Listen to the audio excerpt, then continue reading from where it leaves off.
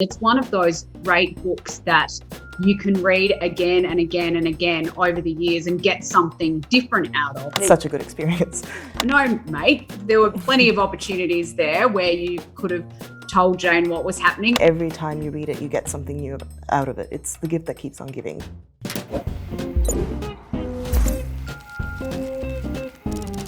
Hello and welcome to another episode of Better Read Than Dead, the Generation Liberty Book Club show. On today's episode, we're going to be discussing Charlotte Bronte's masterpiece, Jane Eyre. This is a fictional autobiographical novel that follows the childhood, education, and romantic adventures of the central protagonist, Jane Eyre. And to discuss this absolutely astounding and empowering work, I am joined by two wonderful women. First off, Senator Claire Chandler from Tasmania. Thank you for joining us, Claire. Thanks for having me, guys. And in the studio with me, my always insightful assistant, Theodora. Great to be here, Renee. Thank you for coming on the show. Now, Claire, when I showed you the list of books for book club, and you actually chose Jane Eyre off the bat, so I'd just like to ask you why you chose this book and why you think it's important for young people, especially to read Jane Eyre. The reason I picked this book is it's probably my favourite classic novel. I first studied it when I was in year 10 in high school, and I think it's a really important book for young girls, particular to read, and I suspect that's why it was set for us to read in year 10. I went to an all-girls school, so it was all girls in the class studying it and reading it with me. And it's one of those great books that you can read again and again and again over the years and get something different out of. And I know when I first read Jane Eyre, I thought it was just this soaring romance novel. And, you know, I can remember the heart fluttering when Jane met Rochester, and we'll talk a bit about him and that relationship later. And I just thought it was so romantic. But you read it again over the years and there are all of these different layers of narrative and theme in it. And I guess as an older woman now, 15 odd years down the track, I think it's a really important book for women to read, to, see how important it is to stand up for what you believe in and have a sense of what you believe in, whether that's the Christian morals that Jane espouses in the book or more generally just whatever your personal belief system is. Have those beliefs and stick by them and endeavour to live by them whenever you can. Yeah, I think that's a really good point. And Theodora, I know this is one of, if not your favourite book on the list. So I just thought I'd ask you why Jane Eyre is such an important novel to you. Yeah, I definitely agree that it's probably my favorite book of all time. I first read it when I was 12, I think. I've read it 6 or 7 times since then. And as Claire was saying, every time you read it, you get something new out of it. It's the gift that keeps on giving. So when I was younger, when I was 12, probably didn't appreciate, the monologues on the worth of the individual and Mr. Rochester, his questions about redemption, whether it's possible for him, and all the deep questions, and I just enjoyed the excitement of the story. But yeah, every time I've read it, I've gotten something new out of it, and it's just so beautifully written. I love the Gothic influences, and I think Jane Eyre is a literary character that you really want to spend time with. She comes across as this honest narrator. You see her at her low points as well as her high points. You go through every moment of pain and struggle she endures, as well as ultimately her happy ending. So you feel like you're right there with her and she doesn't conceal anything from you. So I recommend it to everyone. This is the book I think everyone should read. I'm always giving copies of it to my friends at Christmas, being like, read Jane Eyre, you have to read Jane Eyre. So yeah, it's just such a classic, and yeah, everyone should be reading it. Well, I'm glad to hear your impassioned plea to our audience, and I hope that everyone watching is at least part of the way through or reading or has done reading it. So delving into the novel itself, a big chunk of the novel is actually taken up with Jane's childhood and her early education. Claire, why do you think Bronte chose to focus so much on these early years of Jane's life, and what importance do you think they play in the novel? I think the importance of those early years is that it really bears out this idea of Jane's oppression. She grew up in a household with her aunt and some awful cousins that she didn't get along with particularly well at all. And there's that, I guess, contrast between her cousins who are, we'd call them pretty bratish in today's terms, and Jane getting so angry with their behaviour and feeling that she can't express that anger. And I think that sort of sets the scene for a lot of the things that happen further down the path in the book where circumstances come upon her and she determines whether or not she's going to do something about it, as opposed to her childhood where she really doesn't have that much autonomy or that much agency over the circumstances that she finds herself in, until, of course, the opportunity is given to her to go and get an education, which I'm sure we'll touch on in a minute as well. And she says, well, yes, anything must be better than the experience that I'm currently having, living with my aunt and my cousins in a home where, we don't get along. They're pretty awful people. Yeah, I really I love the first part of the book, but I do actually say I found the first part of this book quite traumatic, as in I think Charlotte Bronte must be talking from maybe some experience perhaps, but the accuracy in which she depicts the emotions of a child in a kind of abusive relationship, I think is so perfect. And you really go through these struggles with Jane and really feel it. And I think it's a very emotional way to start the book and gets you invested. But Theodora, what do you think is the importance of the early part of the book, and maybe to go on past the Reed House, the importance of those kind of early years at Lowood? I think moving on to Lowood and the experiences that Jane Eyre has there, we don't know that much about Charlotte Bronte's life or the details. We do know that she and her sister Emily and two other Bronte girls were sent to a boarding school for clergymen's daughters where the conditions were terrible, and those two other sisters died of tuberculosis there. So that obviously heavily influenced Charlotte Bronte's later viewpoints, I guess, and obviously influenced this book. And yeah, a lot of the suffering that we see in the book, I guess, feels so real because Charlotte Bronte experienced it firsthand and she's managed to transform it into this narrative. Yeah, when I was researching this book and going across different people's views, I found a very interesting point that someone said that this may not be, a direct autobiography of Charlotte Bronte, but it's a direct autobiography, it seems, of some of her feelings of growing up and her emotional journey, even though it might not be the exact same narrative. And I thought that was a really, really interesting point. But moving on in the novel, she goes through Lowood and then she becomes a teacher for a couple of years, and then she becomes a governess at Thornfield Hall. So this is when a lot of the Gothic themes start coming into the book, I think, more heavily, and it's when we're first introduced to Mr. Rochester.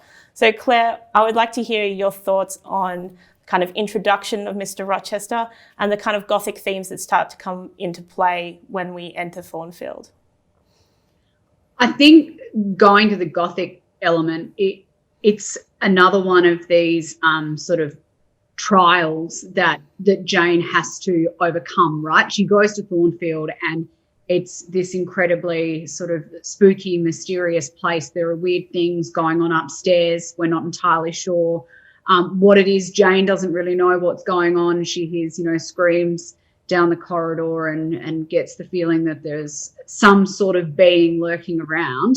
And I think that just is almost the next manifestation of Jane's struggles within herself, because this entire book, or novel, I should say, I think is based around this idea of Jane pursuing freedom, whether that is the freedom to love or to be loved, or to live her life in a way that she's content and able to follow her own morals and value system. And so I sort of think that the Gothic element of it is that next sort of oppressive force that she has to overcome. And in some way, I think it heightens the level of mystery around what is going on at Thornfield Hall, which, as we learn later,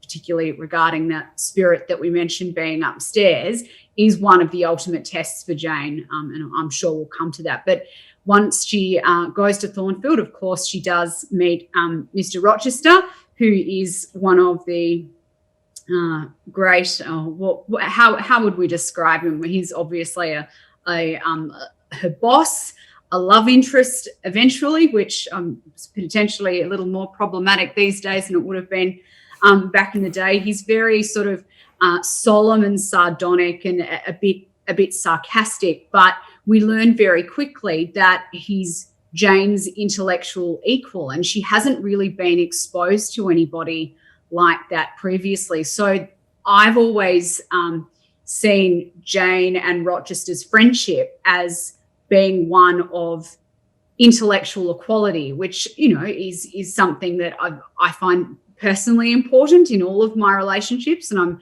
I'm sure other people do as well. But of course, as much as Jane finds him her intellectual equal, she is also struggling with this fact that there is a power imbalance because he is her employer, she is the governess to his daughter Adele, that she is poor and he is obviously quite well off, and she has this struggle within herself for quite some time while she's at Thornfield, feeling pretty miserable about the fact she's falling in love with her employer and doesn't really know what to do about it. Yeah, I find Rochester an interesting character. I think that he is complicated and mysterious is one of the things that gives the book depth. I don't think you want him to be a very shallow kind of Prince Charming type. He's challenging, and I think that's what Jane enjoys about him, and I can understand that. As another woman, I wouldn't want a partner that doesn't actually challenge me. Theodora, what are your thoughts on the introduction of Mr. Rochester and some of the dark elements that start coming into the book in this part? With Rochester, I think he's one of the top literary heroes up there with, I don't know, Mr. Darcy or someone like that, in a very different way, obviously. So Mr. Darcy, we love Mr. Darcy because he gets rejected and he realizes he has character faults and he works on them and it all works out happily. It's a lot more complicated in this novel because we feel a lot of sympathy for Mr. Rochester as he's sort of unburdening himself to Jane, and he's saying, I've done a lot of terrible things in my life. Do you think someone as degenerate as me can find happiness again in this life? Can I be forgiven for everything I've done? And we say, yeah, of course you can. Just marry Jane, obviously you're in love with her. We then find out he's been lying to Jane about his marital status. And then we go, oh my God, how did you think it was possible that you could both be happy while you have this awful burden hanging over you? But then he truly suffers, and he really, his character is quite reformed. His pride is just purged from him when he has to live alone, first of all, then the fire at Thornfield, and he's blinded and injured, and he has to go and live in obscurity, and he's just so lonely and misses Jane, and it's really just a prolonged period of penitence that finally gets him to the stage of understanding why he was so wrong to try to entrap Jane and try to lure her away from her path and try to pressure her to go and live with him, even though they weren't married. So I think that's what really makes him one of the most memorable heroes in classic literature. It's not just that he realizes his faults, but he has to go through so much to be reunited with Jane. And I feel like that's different to a lot of the typical romantic heroes we see. I think as well, Rochester is one of the big elements of the book that I feel differently about every time I read it. And I can remember first reading this book, like I said, when I was 16 and I was at school, and thinking that he was just another romantic hero. And I felt a fair bit of sympathy for him, and oh well, yes, he probably should have mentioned that his wife was living upstairs, but they obviously don't have a happy relationship. Maybe there wasn't the right time for him to sit down and tell Jane about these things. Being a little bit older and wiser now, I read it and I think, no, mate, there were plenty of opportunities there where you could have told Jane what was happening, and you read some of the subtext leading up to that point, and it's almost like he's emotionally playing with Jane a little bit, right? Like at the end of one chapter when he says, good night, my, and then can't finish the sentence, like whether he was going to say my Jane or my dear or whatever. He was at the point where he wanted to express to Jane how he felt about her, but then sort of stepped back a bit. The first time I read it, I thought, oh, well, he's probably feeling really awkward and upset about, the feelings he's having with the woman upstairs, etc. And yeah, a little older and wiser, I think, no, you could have dealt with this a lot more productively, Rochester. You get a little bit disappointed with him, particularly in the first part of the novel. Yeah, and I think especially the stuff around him kind of letting Jane think he's going to marry Blanche Ingram, and kind of manipulating her that way to get her jealous gets a little bit too manipulative. I think that he goes definitely a little bit too far then, but kind of leading to that decision of Jane deciding to leave after she finds out about Bertha. I think that there is a lead up to that in her maturity. So Jane matures throughout the book, and I think some of the circumstances before that kind of gave her the strength.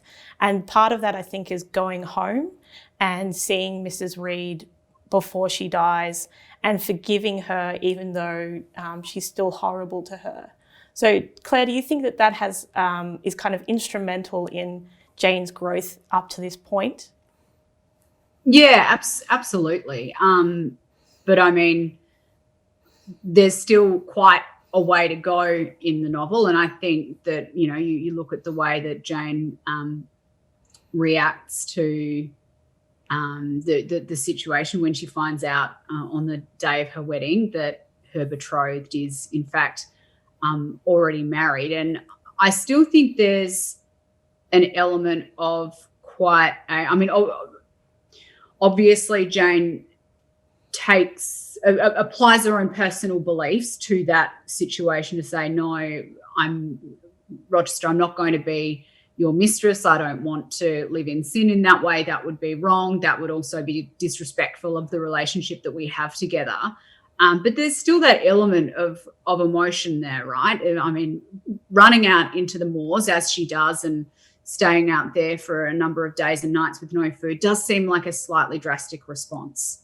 Yeah. So still a bit of maturity to develop, I would say. But moving on into the novel, after this, as we said, she runs out into the moors and then she's found by her cousins, St. John, Diana and Mary. And she comes back to health. She starts teaching at a local school. But I thought we'd talk about the very interesting differences between St. John, this new suitor to Jane, and Rochester. Claire, what are your thoughts on the contrast between these two? You talked earlier, Renee, about how Rochester isn't the usual Prince Charming type. And the first time I read Jane Eyre, I thought, well, St. John's meant to be Prince Charming, right? Like she says that he's good looking. He's obviously a man of great morals because he's a priest and sort of ticks all of the right boxes for Jane. But you read the conversations that they have, and there's just not that same level of spark and passion that Jane had with Rochester. And I did, again, the first time I read it, I thought, oh, maybe is this the guy she's going to end up with? This seems not quite right. I was really, still barracking for Rochester there in some way. And yeah, I mean, it's just a very interesting contrast between the two characters. On paper, St. John should be absolutely right for Jane, but she realises it's not right for her. And I mean, I think that's the big moment in the entire novel where Jane finally figures out what is the right way for her to live her life. And just because she's found someone that maybe practices his faith in a slightly more evangelical way to Jane, but holds those same Christian morals very dear, but she realises that she doesn't love him in the same way that she loves Rochester, and that love in a marriage is really important, and effectively says, well, I'm very sorry, St. John. I know that you're offering me a life as the wife of a missionary. And I absolutely despise St. John. He was one of my least favourite characters in the book. Whilst I was reading the book, I was coming into the office every day and telling Theodora, I'm like, she better not end up with St. John, because I really do not like this character. I found him very arrogant and forceful with Jane, and I was very happy when she made the decision not to go with St. John. Theodora, what are your thoughts on the comparison between the two? I mean, yeah, as you say, he's definitely not a likable character. We are, having come from someone as flawed as Mr. Rochester to someone who seems to be a very wise, very serious guy, maybe more up Jane's alley. You'd think we should be rooting for him, but we're really not. And so when he asks Jane to accompany him to India as his wife, he really... It feels like a very exploitative situation. He knows that Jane is barely 19. He knows that she's alone in the world. He knows she's a devout Christian and she wants to live life in a proper way and to help other people. But so he uses that to then try and convince, well, I guess it's a different kind of entrapment to the one that Mr. Rochester had, but it is kind of an entrapment. He's trying to guilt trip her into accompanying him because to not do so would be wrong. And so even though he's not necessarily wearing her down hour by hour, he is exploiting her youth and her innocence and her desire to do well, and also her past experience in love that she's left behind. He's trying to exploit all of these to get something out of it for himself, or at least that's what it felt like to me. And also, you can't help but feel that, and actually it's mentioned a few times, that his pastoral care, I guess, the way he treats the parish and the way he wants to do good in the world, it's not because he feels love towards other people. He doesn't feel the Christian love, and that's why he desires to do good. It's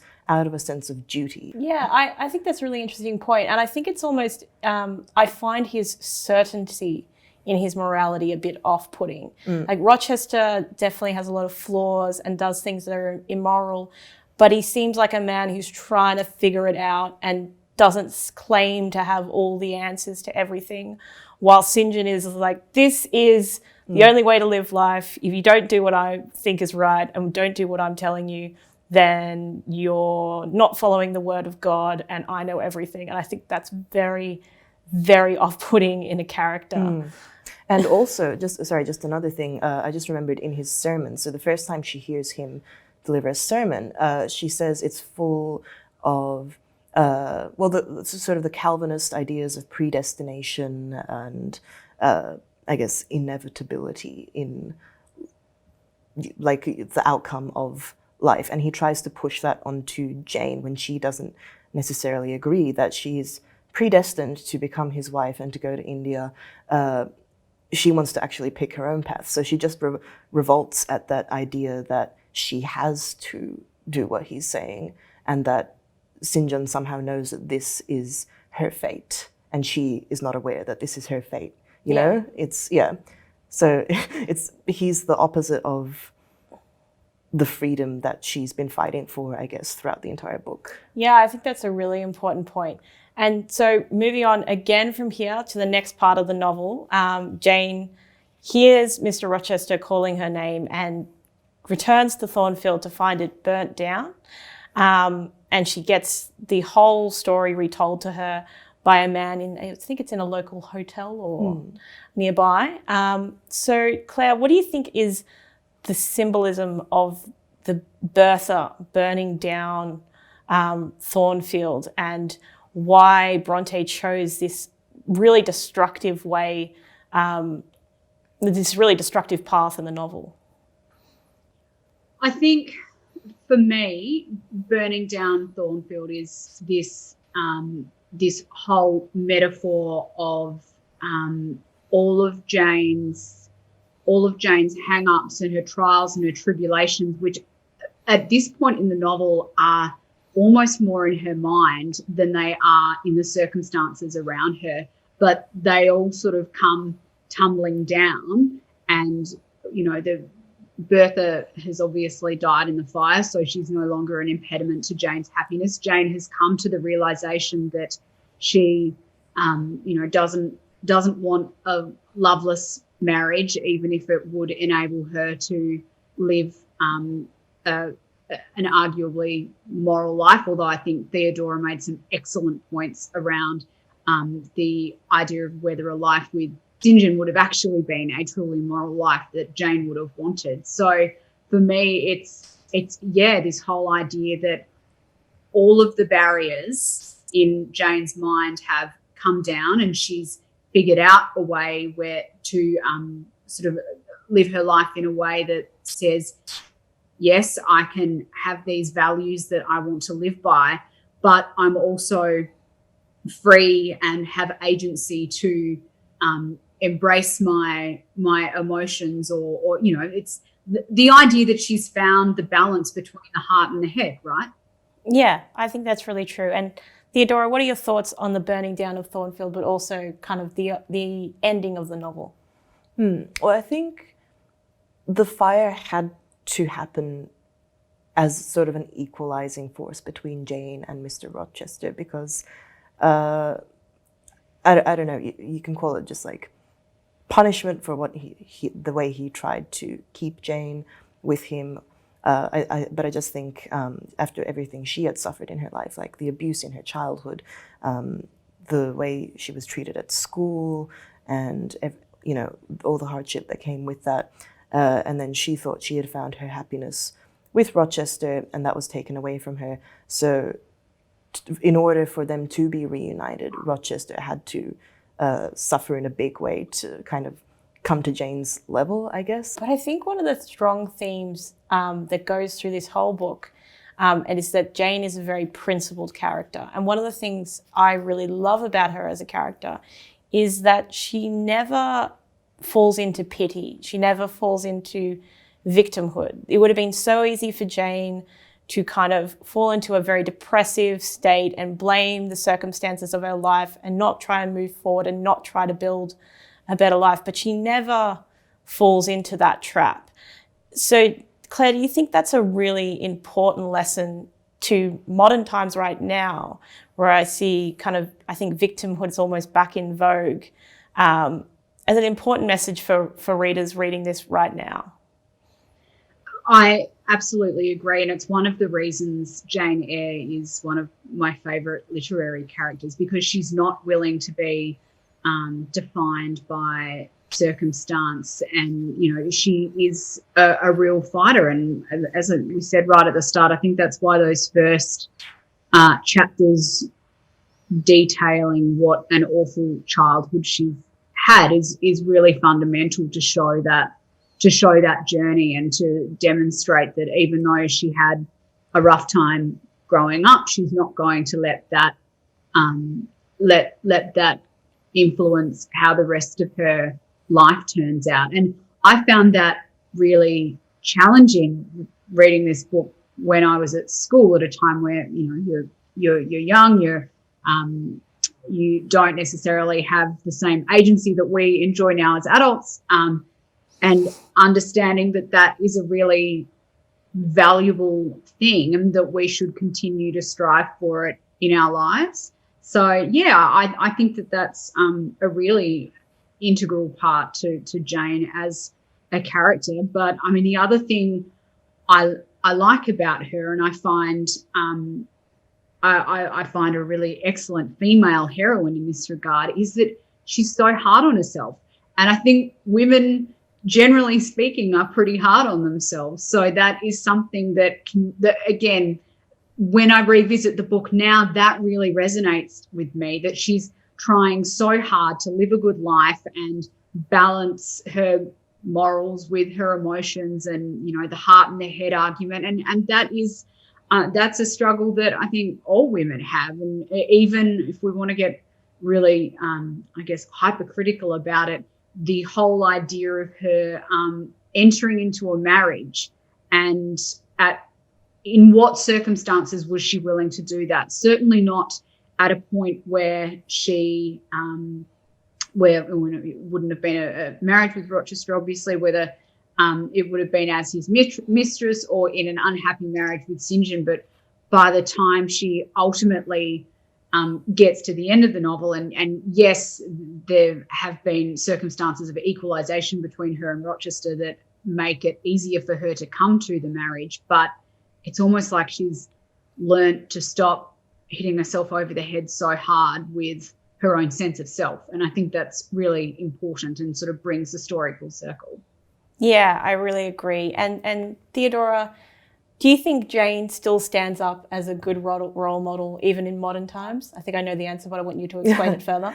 Yeah, absolutely. I mean, we've discussed her strength of character, the way she doesn't let anyone cajole her away from what she knows is the right path for her in life, and just her tenacity and her ability to, as you said, overcome the challenges that life throws at her, and even when it seems like the system is against her, or the figure of authority in her life at any moment is just out to get her. She doesn't just sit and complain about the injustice as she goes on through life. She says, I will make the best of my situation. I will always keep working towards my goals, trying to improve my own life.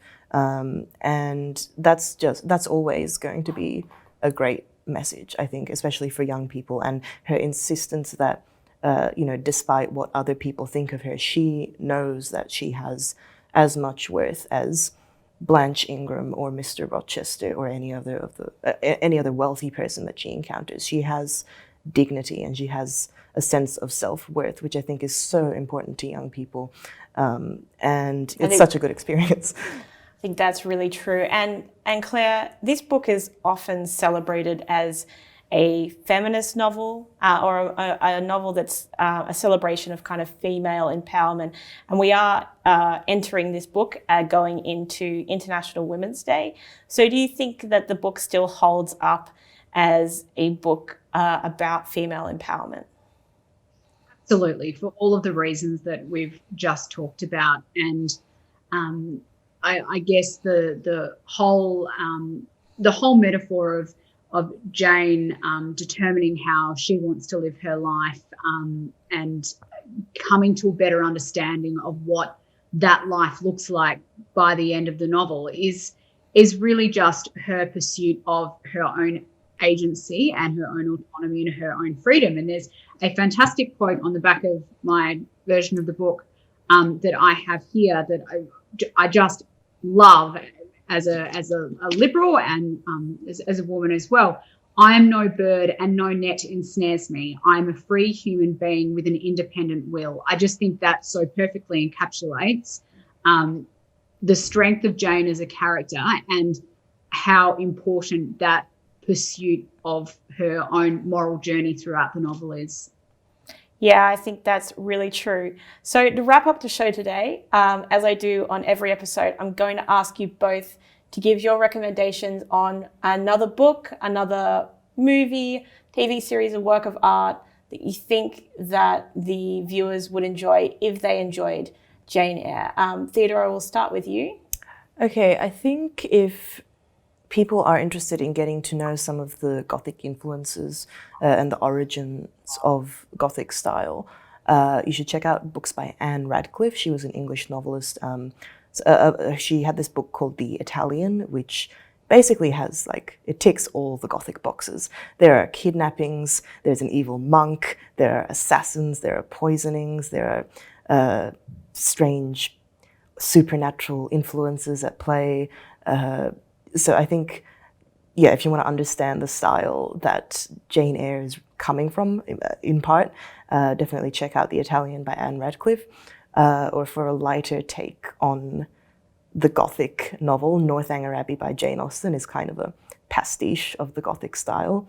And then going into later times, Rebecca by Daphne du Maurier has been compared to Jane Eyre since it was published, another take on the sort of innocent young girl and the older wealthy man, and a secret about his past coming out.